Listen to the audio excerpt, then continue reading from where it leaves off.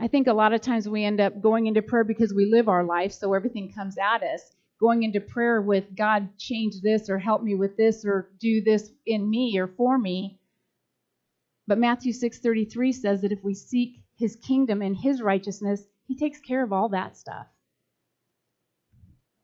Sometimes it's hard if you're not a person that gets into prayer on a regular basis. Sometimes it's overwhelming, like, how do I even start? Psalm 100, verse 4, tells us that we enter his gates with thanksgiving and his courts with praise. And it doesn't matter what you're going through in your life. It doesn't matter how hard things seem to be getting. There's always something to be thankful for. Always. If you're breathing breath, there's always something to be thankful for. And as you enter into prayer with thanksgiving and praise, you're going to find that your heart just opens up to him and you start to pray. And it's very beautiful. It's a really, really great time.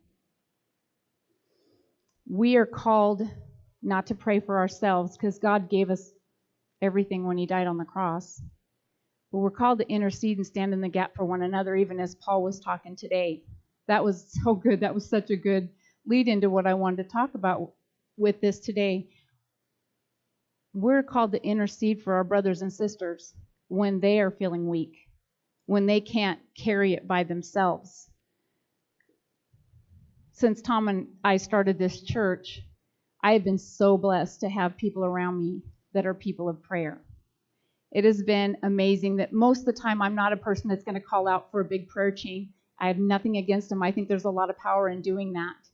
But I usually go to my Father. But when I'm feeling weak, I know that I can call Gail and she's going to drop everything and pray for me. I know I can call Tracy. She's going to drop everything and pray for me. There's several others in this house that will do that for me too.